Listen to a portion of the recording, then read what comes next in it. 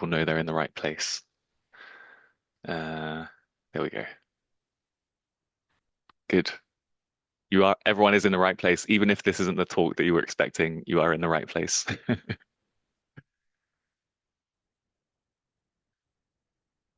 We'll just give it another minute or so before kicking off.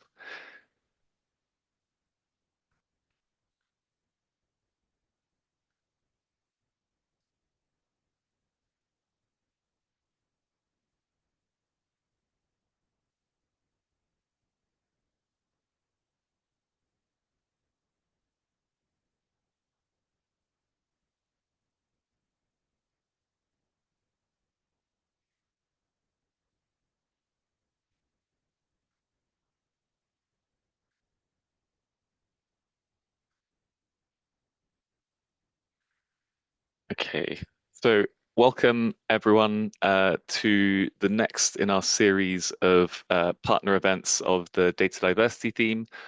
My name's Bria Lehman. I'm one of the co-leads for the data diversity theme, and I'm also an associate professor in statistical science at UCL.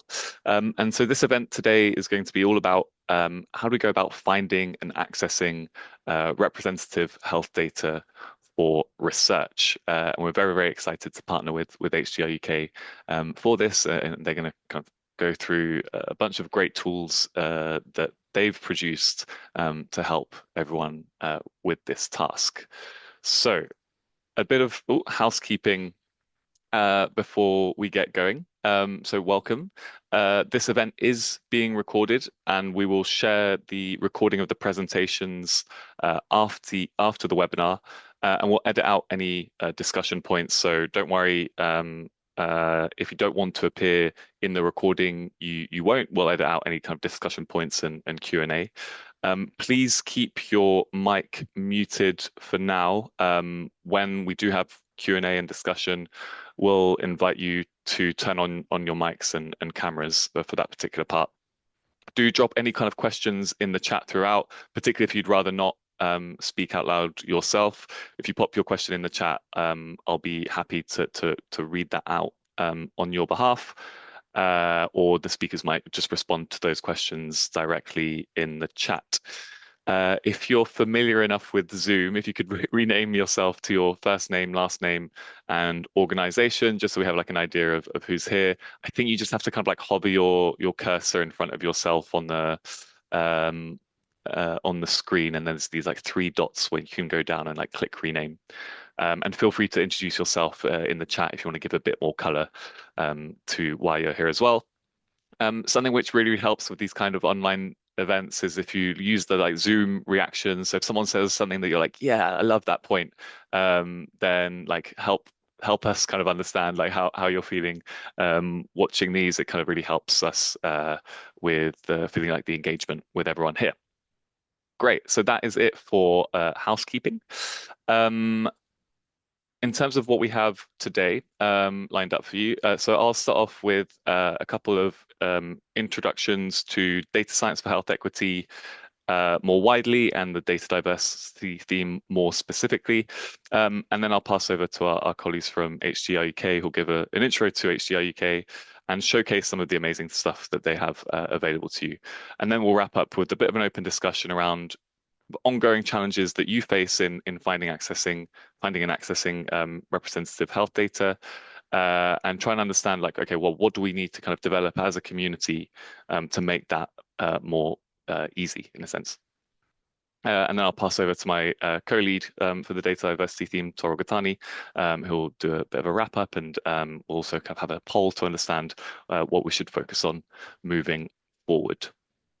Okay, so an introduction to DSxHE. So when I say DSxHE, that's short for Data Science for Health Equity, because that is a bit of a mouthful. So I'll use the word DSxHE going forward. So the driving motivation behind DSxHE and everything that we do is the question of how can we ensure that the latest data-driven innovations benefit everyone's health, and particularly those from historically underserved populations. So DSxHE is a global community that brings people together working at this intersection of data science, whether that's statistics, machine learning, AI, and health inequalities, to make sure that the latest research and innovations in this space serve to improve health equity. And we're a broad church. We span academia, people working in healthcare, private sector, policymakers, funders, etc.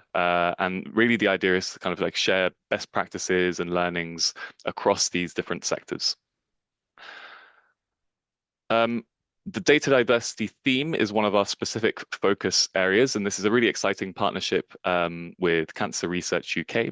And the aim of this theme, this focus area, is to help researchers, clinicians, and patient advocates to promote diversity throughout the research lifecycle.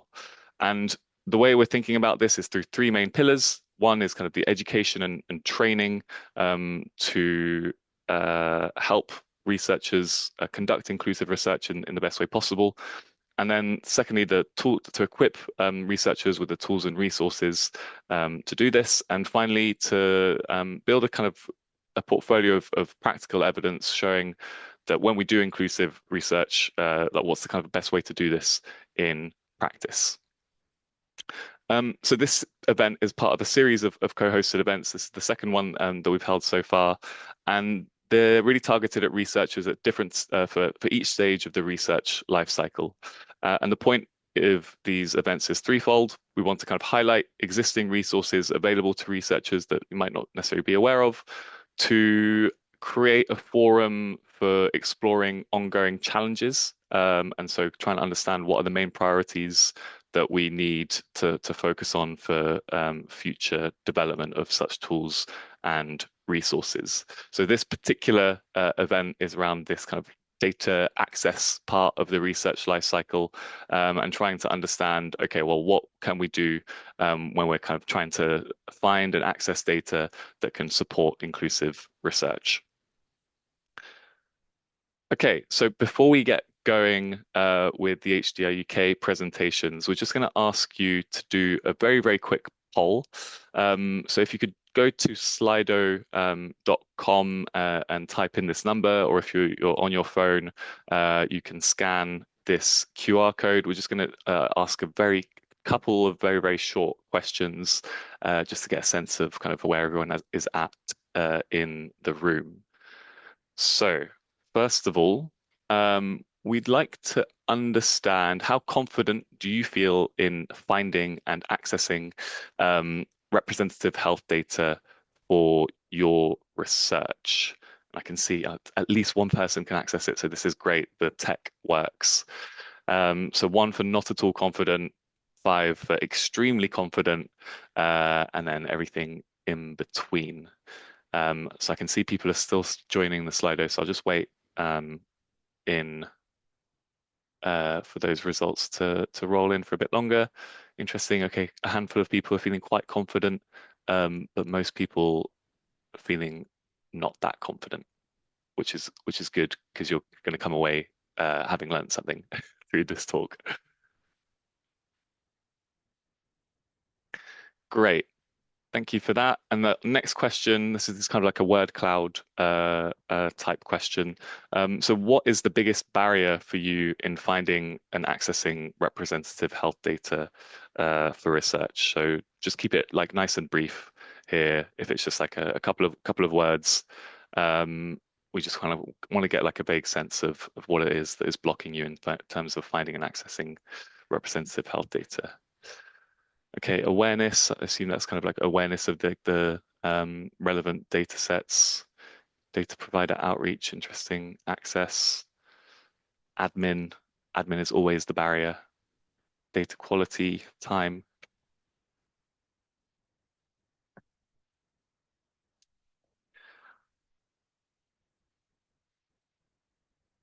Great. This is awareness coming out as a theme here, and admin as well.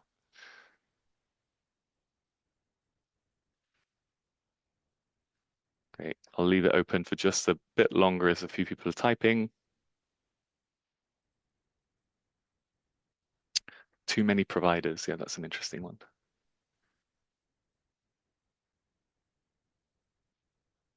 Okay, awesome. These are all really, really interesting answers. Thank you for that. Okay, so that is it for my introduction. So without further ado, I'm going to pass over to Claire Matisova from HDR UK, who is their program lead for equality, diversity, and inclusion. So I'm going to stop sharing my screen and pass over to Claire. Thank you. All right, and I will share mine. Okay, can you see that?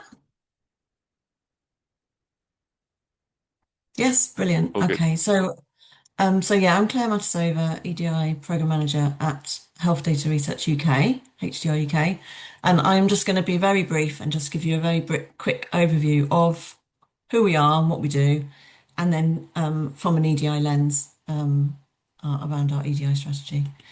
So, in terms of who we are, HDR UK is all about accelerating trustworthy use of health data to enable discoveries that improve people's lives. So we're about improving health and boosting UK science, but doing that through providing leadership to fix technical difficulties in accessing, using data by accelerating and streamlining health data science. So by doing this, we're aiming to make it easier to find, access, link, curate, and analyze data. So a lot of those things that actual themes that came up in the word cloud just a minute ago. We currently have these three 5-year objectives. So the first one is around accelerating trustworthy data use. So it's about sorting the data. The second one is about actually using the data and unlocking the power of data to improve people's lives. And then the third one is about thinking about the future and how do we shape the future of health data science, health data research.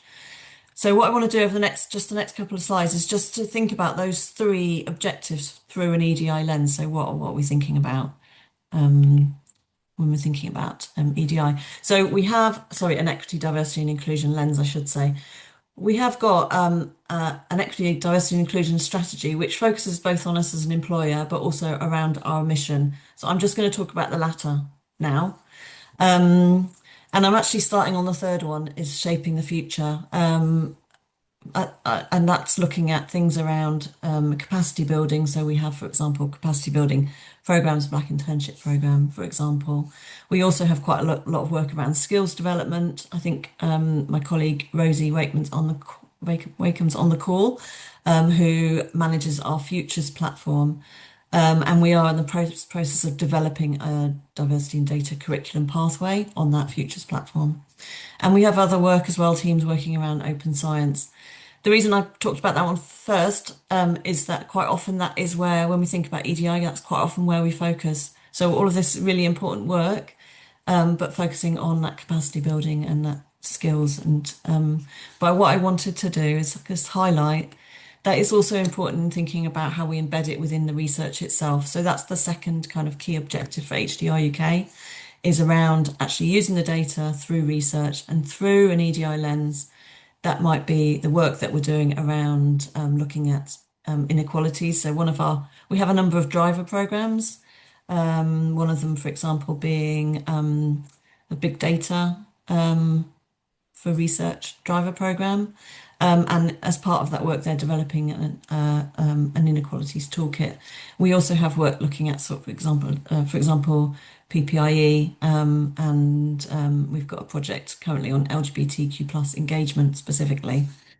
And then the third, oh, let me move on. The third area is that kind of accelerate trustworthy data use, and that's the kind of the systems and the structure, the governance that sometimes we don't think about or we talk about, but we don't know quite how to tackle when we're thinking about equity, diversity, inclusion in this space. Which is one of the reasons why I'm quite excited about working at HDR UK, because when I started learning about this kind of the infrastructure and the work that's happening around, for example, information governance, the technical infrastructure, is kind of like really exciting to think about how we can tackle some of those systemic and structural issues. So we have colleagues working on information governance, cognizant of historic harms. We also have colleagues working looking at data quality itself, and improving ethnicity data within electronic health records. And then the third one is about how we make it easier to find and access and use data. And that's where the technical infrastructure team come in. And that's the group that we're going to hear from today.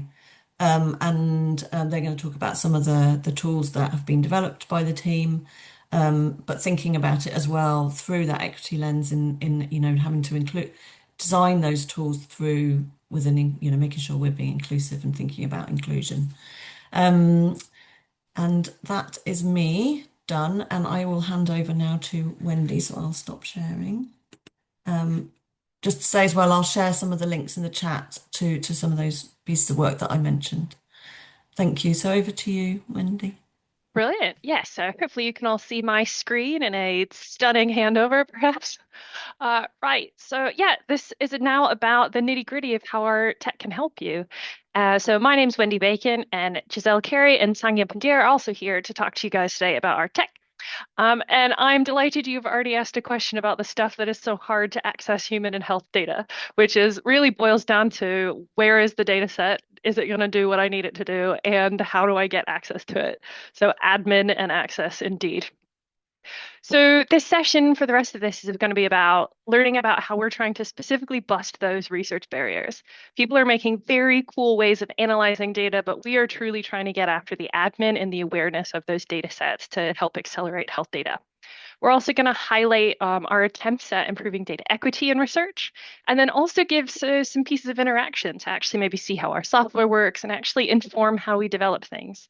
We are very, very passionate about about co-creation and hearing people's opinions and what they need from our software and how to make it better. So that's the goal. We've got three pieces of software today. We've got the Health Data Research Gateway, the Safe People Registry, and Cohort Discovery.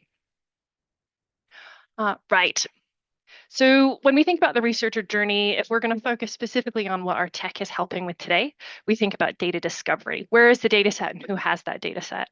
And so this is where our Health Data Research Gateway, it has a wonderful search portal with sort of 27 different ways of being able to find different pieces of data set or search for or filter for different pieces of data.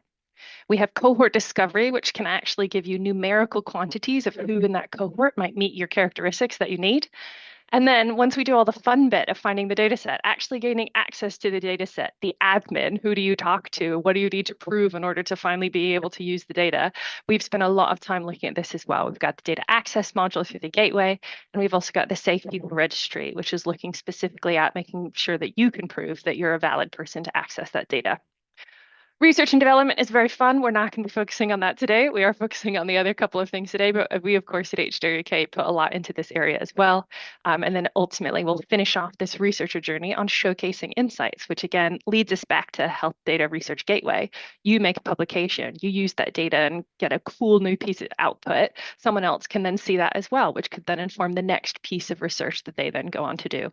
So that's the researcher journey we're looking at today. And we're going to start with looking at the Health Data Research Gateway. So at this point, I will hand over to Giselle.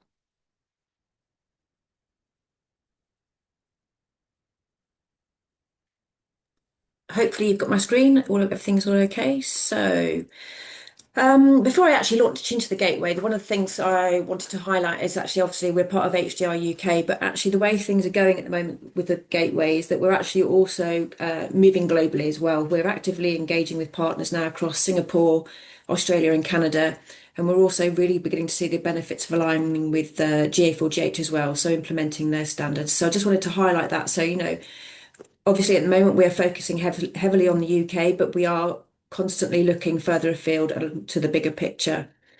So, moving on. So, what's the problem? I mean, I think we've all referenced it just now in those in the earlier questions. Obviously, there's loads of health data research. It's really powerful.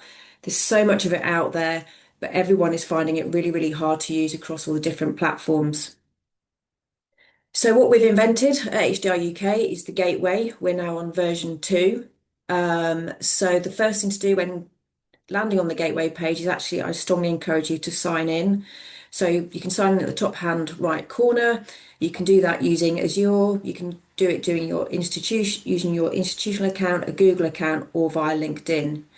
So when you come into the gateway, you'll be presented with these tiles that you can see on the screen now. I suspect the majority of you that will come in via two routes. So you'll either come in via the datasets and biosamples route, where you can explicitly look for, say, data samples around cancer, or if you specifically knew who generated a dataset, you can actually search via data custodian as well. You'll also see at the bottom right-hand corner, there's a need support button, the need support yellow button. That is on every single page across the gateway page. And basically, if you have any queries whatsoever, use that button and it will bring you through to predominantly me, where I'll be more than happy to answer any requests. And you can use that feature not only to ask for help, but you can also make suggestions for improvements. And you can also reach out to us and ask for individual presentations if you would desire that as well. So moving on to the next slide. So just to highlight a few of the features. So at the top here, you'll see the main search box. So this is where you can enter your main search term, or indeed further, you can go filter your results further on, but so you can select any data sets that have biosamples available. You can select data sets that within in the cohort discovery, which Sanya will talk about later. And then you can also filter via the dataset type, the standards that are used, so OMOP, for example, and so on and so forth. So when we ask custodians to complete their upload to the gateway, we always ask them to fill in as much information as possible, because obviously the more information they present to you, the better you can understand whether that data set is important to you, but it also saves time in asking, whether you need to ask further questions about that data set. So you can see here that this is a really well-populated data set. Across the top of the data set, you'll see there are 5 tiles.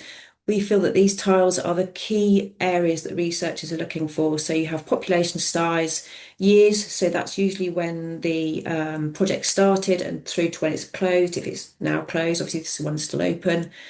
Whether the biosamples are still available, what area the data comes from. So in this example, it's from Wales, and then the approximate lead time to application. So in this instance, 1 to 2 months.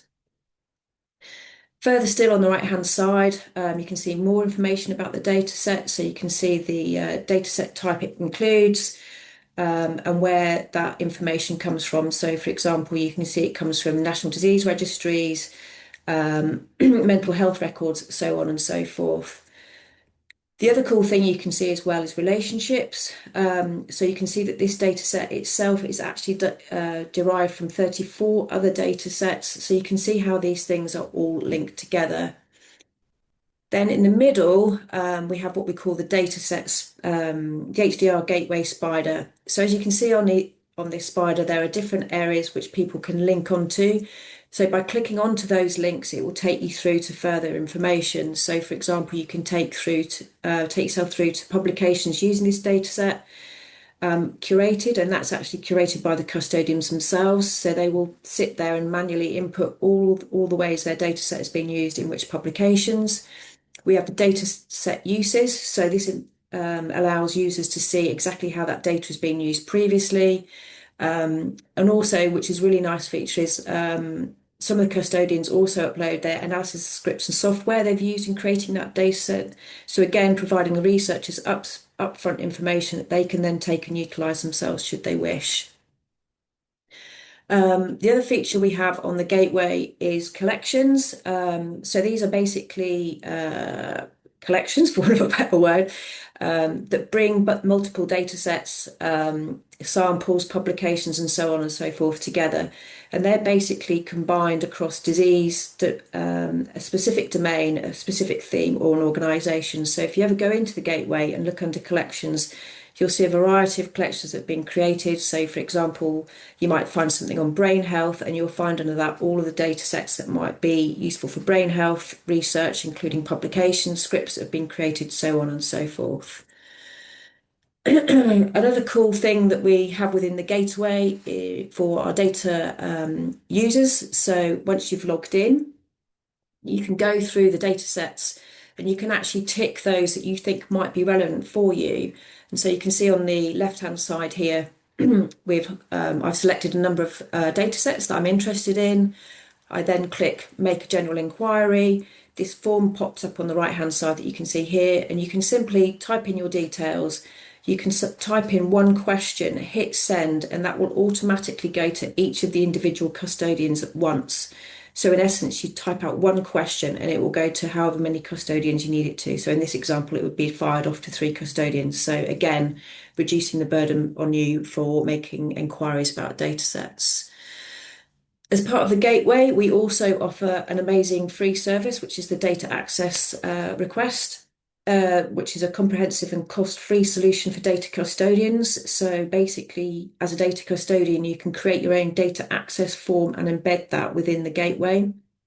It's built around the 5 SAFe framework, and you can upload as many questions into that data access agreement as you want. And then any would-be users coming in can then create that data access form online, and it's all held within the portal, and all communication is done via the gateway. So it's kind of, again, a one-stop shop for any users. The other thing that we've recently released is something called widgets. So for those of you that have a vast number of who are custodians and have, say, for example, a large number of data sets, you can basically create a short section of code using our tool, and then that embeds the piece of the HDR software into your own web page. So you can promote your data sets which are in the HDR gateway, but you only have to maintain it in one place. So Barts Health have used this really nicely here. So they've embedded widgets within their web page, so you can instantly see what data sets they have available, and then it then links you through to the gateway so you can see further information on those. So the important thing to remember is that we are very much community driven and we are completely free.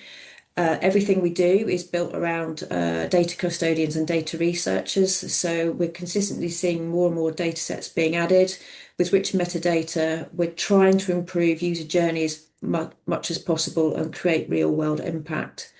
So what we really want to hear from you is how we should improve. We want to know what's slowing you down and what works brilliantly. So as I mentioned previously, you can use the yellow button to report that, or you can also join one of our roadmap drop-in sessions. These happen once a month. The next one is on the 13th of May, and this is open to anyone to attend. And as part of this, we'll present what's new in the gateway and what direction we're going and ask for feedback and so on. Please feel free to scan the QR code there if you'd like to join up. And then, so moving on to data equity and benefits. So at the moment we provide, as you can see, access to a diverse range of data sets. We now have over 1,200 data sets on the gateway, which covers the 4 nations of the United Kingdom. We're reducing discovery and inquiry time. So as I mentioned before, we've got the gateway, we've got the search facility, we're bringing cohort discovery on board as part of that. And then obviously I've mentioned the inquiry form and the data access modules as well. And then the really lovely thing is, like, we have a really great team behind us within the tech team that are constantly working on our interfaces and how that's used. And this picture here is actually taken 2 weeks ago as part of our team retreat, where we asked our own team to work on the gateway with various restrictions. So people, you can see, wearing different glasses. So, displaying, if people's sight is impacted in any way, to make sure that the stuff that we are designing can still be used by those people. So that was a very whistle-stop tour of the gateway. I'm very aware it was very quick. But as I said, if you want a more in-depth detailed tour at any point, do please use the yellow button and we'll be happy to arrange a call for you. So as part of this session, we're also, okay, there's a good mix there. That's brilliant. Seems like a lot of votes for the tutorial videos as well, which is nice to know. All right, excellent. Thank you very much. Okay, so hopefully I've shown you obviously a very brief and quick overview of the gateway, but hopefully it's really helped you to understand how better to discover data across the HDR UK network, and made you aware of the data access module and how you can go about accessing data. Again, as I say, we can give you more information on that or do a different presentation, more in-depth one moving forwards if you're a custodian and you're interested, or even if you're a researcher and want to find out more about how to use it. And then also about, the gateway spider and how it's also used to show other insights about the data. So, for example, people uploading the data analysis and scripts and software that they've used so others can use them, and how the data is being used in other projects as well. So that kind of takes us full circle with the gateway. And now what I'm going to do is I'm going to hand you over to Sanya, who's going to present to you the cohort discovery, which is another tool which you can use in terms of data discovery. So thank you very much, everyone. And with that, I will stop sharing and hand over to Sanya. Hello everyone, I'm Sangya Pundir. Hopefully you can see my screen now. Brilliant. Thank you for that, Giselle, and thank you, Wendy, for introducing the talk earlier. So I'm here to talk about cohort discovery. I'm the product owner for cohort discovery, and like Wendy touched on earlier, the problem we're trying to solve is to connect the people who are looking for the data to the people who own the data. So there's lots of health data sets that can be used for research out there. And yet patient data must remain non-identifiable, but it's hard to find where the sensitive data lives. And we're trying to join this up in a sensible and safe way. We've done this using the adoption of the OMOP common data model that sits under what we do in cohort discovery.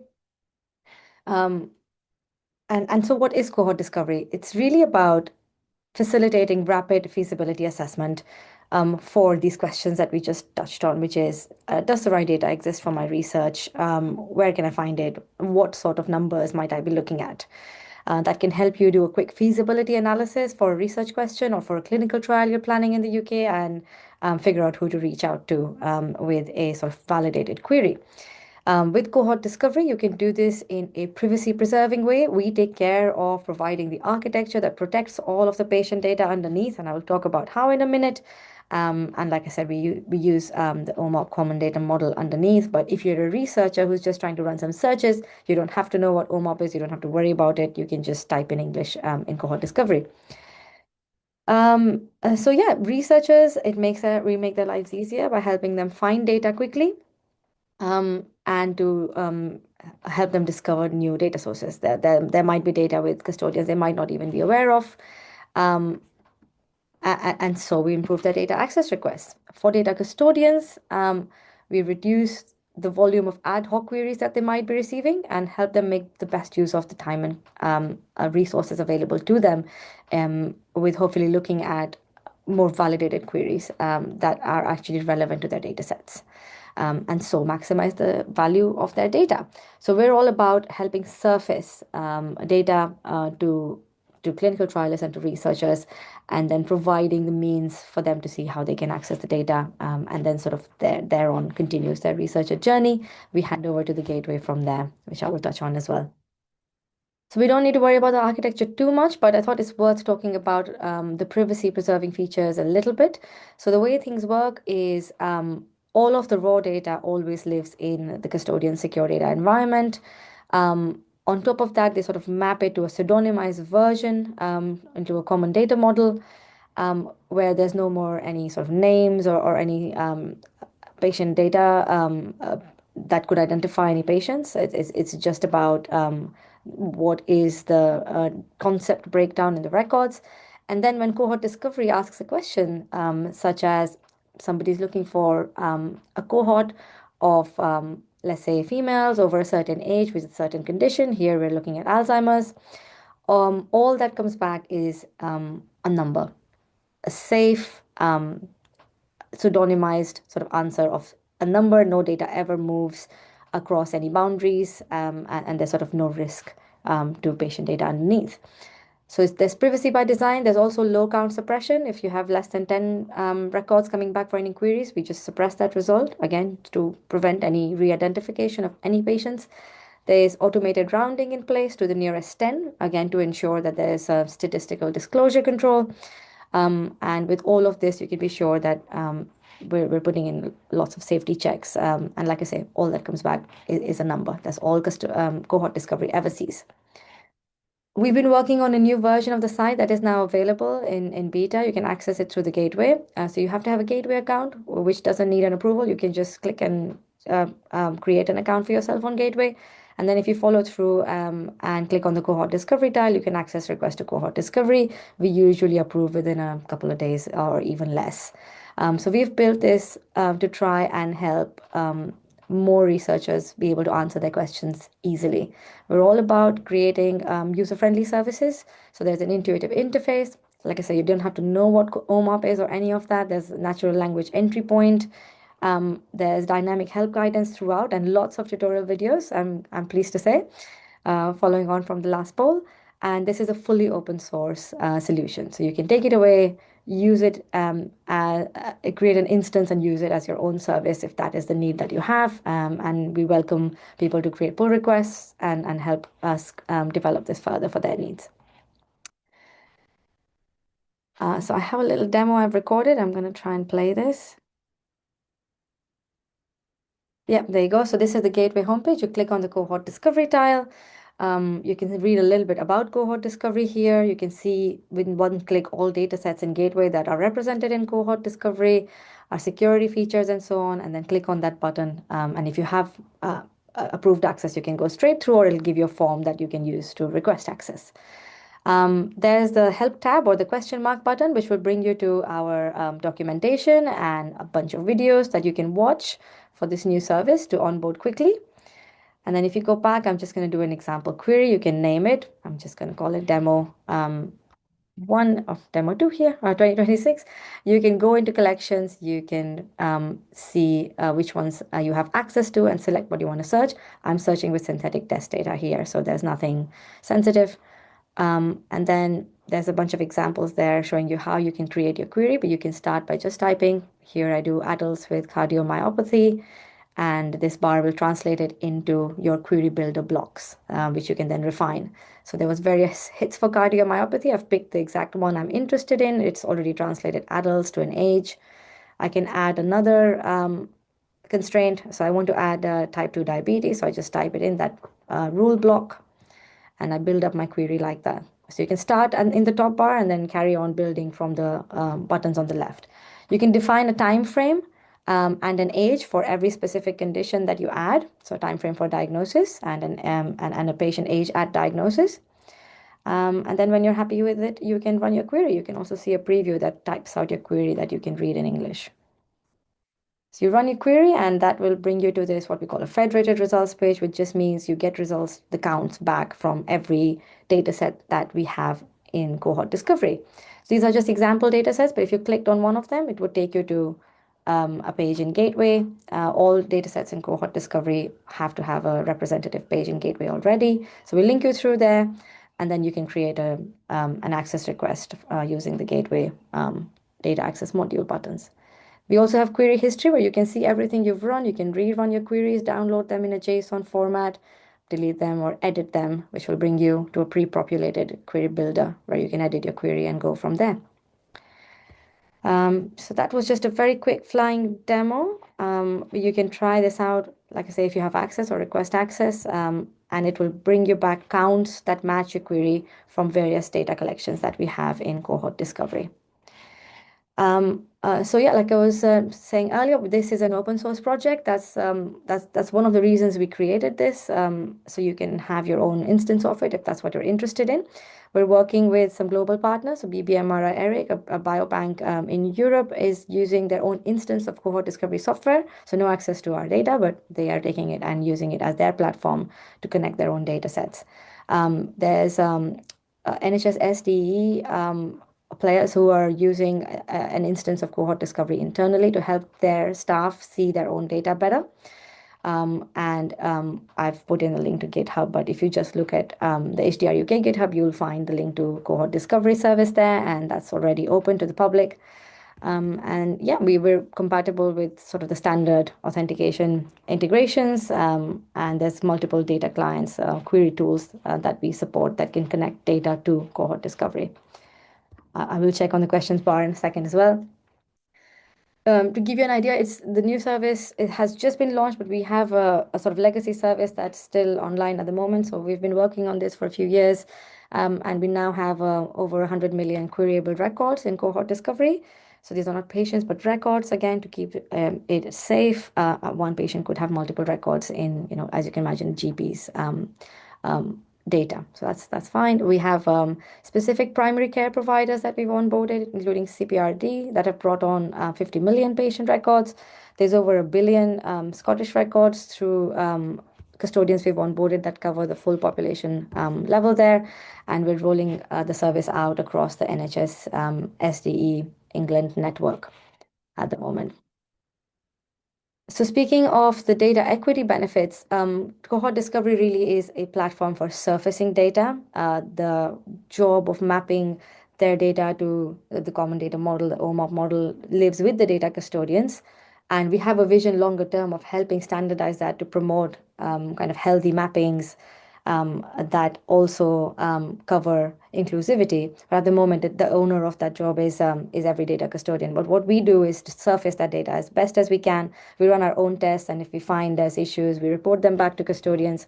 And through this, we're able to provide access to diverse data sets across the UK. We aim to reach out to and cover different types of providers. So there's a mental health data set, there's a primary care data set.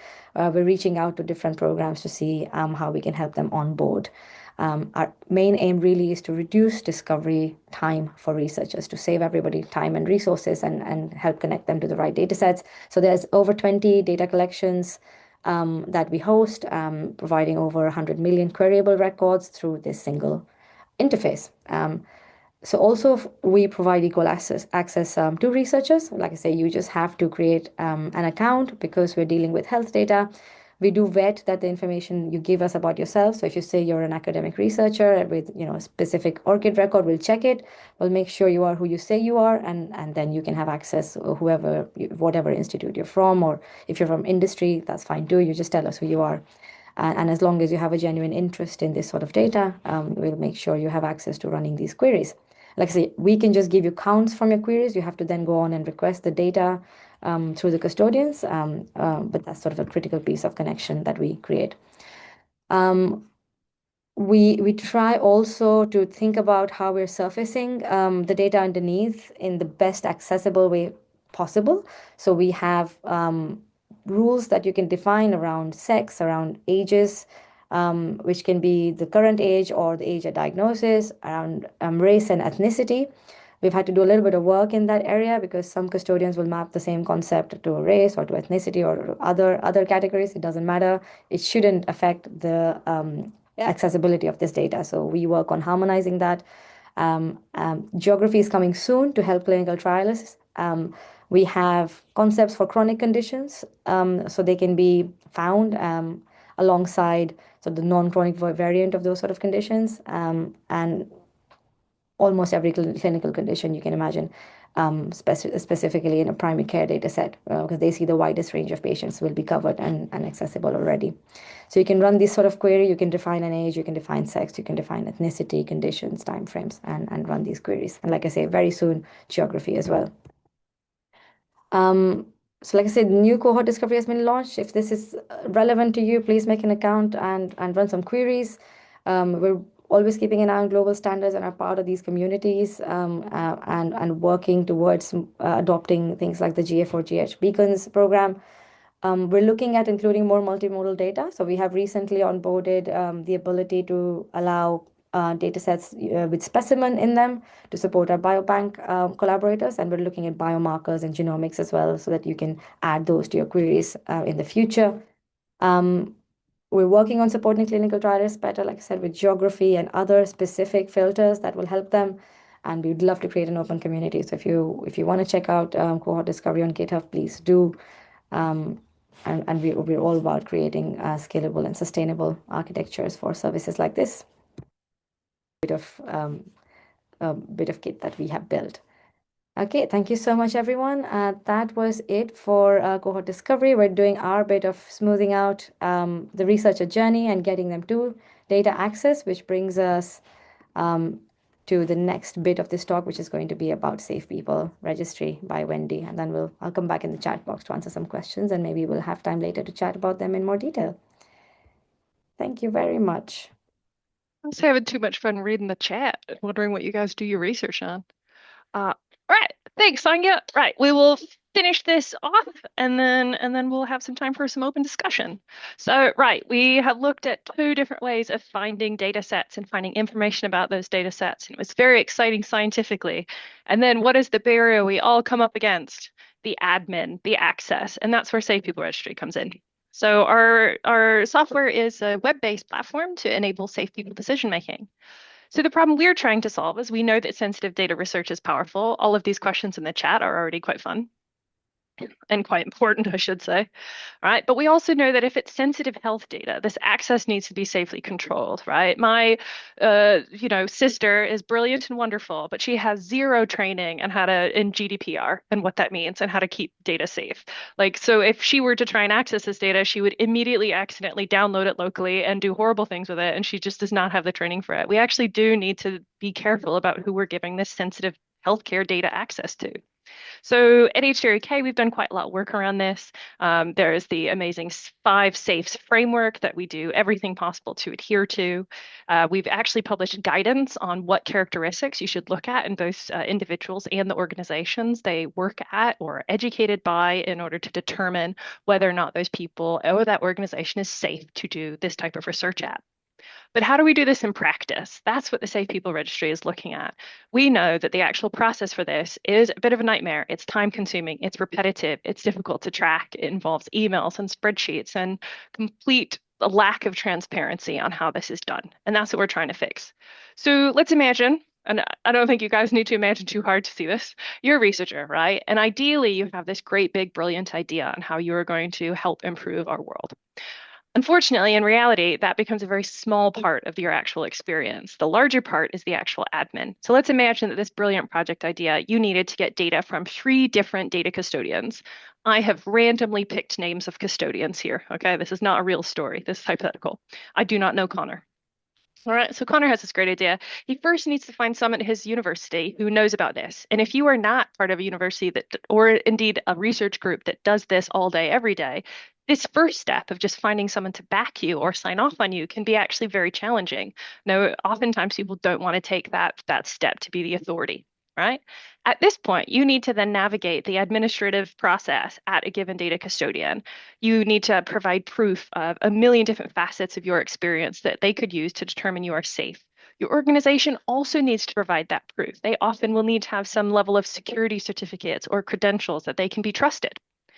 And then if you need data again, you get to go through the whole process again in a different format, maybe a different form. Maybe it's Jira, maybe it's a spreadsheet, maybe it's emails, maybe it's some guy named Kevin, right? You have this whole process again, and then you get to do it again for the 3rd time. And sometimes these are not just a single custodian, they might represent a whole network, which means you might go through this process at one phase and then go through it again at another phase when you're actually getting down to the individuals who have the data you want to access. So in sum, this is what the experience can look like. And this is very tough. And it seems to me like a great big waste of research time and custodian time and organization time to do this over and over again. And that's why we built the Safe People Registry. So the idea was, instead of doing this over and over and over again, sending data over and over and over again, what if we made one single central location that just stored this information? It stores a profile of your training, of your information. You still have to get someone at your organization to, approve you and to fill in the profile with the security information. That information is still important for making the decision, but it does mean you get to reuse that profile for each data custodian every time you're doing a project. It means that then it simplifies this admin a lot down to the data access request only, looking at the specific project and the specific signatures. If the organization is already on our system, you don't even have to find a signatory at your local organization. This simplifies even further. You can select that organization from a drop-down menu. You don't have to go hunting for someone. And then finally, what if you are already affiliated? If that organization has already said, yes, this is ours, we vouch for them, they definitely work for us, they're definitely the person who should be accessing sensitive data from our point of view, this simplifies further. You have one profile, it's already vouched for, it contains all of the credentials you need to show that you are a safe individual to access data, and this whole process becomes a lot more about the project. So we're simplifying from here to here. That is our goal. When thinking about the data equity benefits, I mean, overall, this is a reduced admin burden. And we know that some people get hit more with administrative barriers than others. So trying to standardize this and trying to reduce that burden in general, I think is quite an important thing to do. The other piece of this is it provides more transparency and uniformity of the checks. So this is a view from the data custodian point of view. They configure a checklist, and then every time they are making a decision as to whether or not a researcher or their organization is safe to access sensitive data, they're going through the same checklist. It has a recorded pass-fail, recorded decisions, recorded comments. So it is providing transparency and consistency at that custodian. And so you can even see it here. Now you see the recording, pass, fail, and they also get a history as well, where you get a history of your interaction with the custodian's interaction with the researcher or the organization. So it provides that audit log as well. So I think those are quite key benefits from a data equity point of view. So actual numerical quantities, and then you can get people to assess your profile with a Safe People Registry to try and make it a lot swifter to get to the actual research. Right, we hope you enjoyed it, and I'll put a bunch of links in the chat, and then I think we're done with the presentation element of this. Thank you so much, Wendy, Giselle, and Sanya, and Claire as well, for the wonderful presentations. We are close to time, so if you do have any kind of like burning questions, please pop them in the chat for the last few minutes, and hopefully our HDR UK colleagues will be happy to answer any remaining questions. I know loads of questions have been asked already, so hopefully you've had a chance to ask those questions. I am going to now pass over to Toril Gatani to wrap up the session. Thanks, Brio, for that, and thanks to our colleagues at HDR UK, Giselle, Wendy, and Sanya, for really interesting presentations and getting a lot of engagement from our audience. I certainly learned a lot about accessing these data, and I hope everyone else did too. A lot of information has been put into the chat, and we will also put this together in a summary about the event that will get emailed out to everyone who has attended today. I think what we would like to do now is because we like to do this, we're going to poll you again. So I'll get Charlotte to do that. So if you do that Slido thing, and I know that we have a sampling bias, in that we have a third of participants compared to what we had at the beginning, but that's okay. We'll make adjustments for it. So having now listened to all of this, wonderful. I think we just move on to the next question. Everyone's shifted, right shift, it's what we want to see. So that's really great that that people feel confident about finding and accessing data. And then our next question, and this is a typing one. So out of all the things that have been presented by our colleagues at HDR UK, which of the ideas, resources, or approaches do you think that you're going to be thinking about still tomorrow?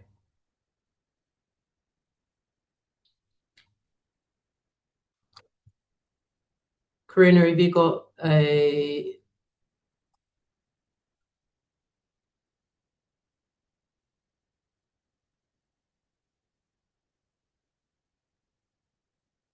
So it's the cohort discovery tool, looking at that.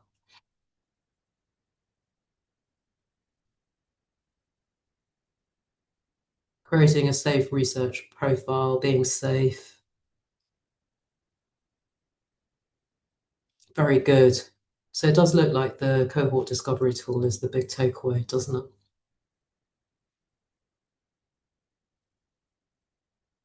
All right. And these are ways that you can stay involved with DSxHE and the data diversity team. So we've got various options. You can scan to join a mailing list to get told about our events. You can join us on Slack, and you can also volunteer with us. And if you want to know more about what that looks like, then send an email, and Charlotte will arrange to meet with you to talk about it. As Bria mentioned at the beginning of the session, this was our second event in a series of events, and our next event is going to take place with a group called READY, Research in Europe and Diversity Inclusion, who are European-based and looking at widening participation in clinical trials from a diversity perspective. And that event is going to be on either Monday, June the 22nd or Tuesday, June the 23rd. We're meeting with them in the next couple of weeks to finalise that. But as soon as we have that, will be sent out and advertised. So with that, I'm going to thank our partners at HDR UK again. Thank you very much for a very informative and engaging session. Thanks to Charlotte for all the organisational stuff, and to Brio for coordinating the introduction and all of it. And thank you to the rest of you for attending. And with that, I wish you all a very happy Tuesday today.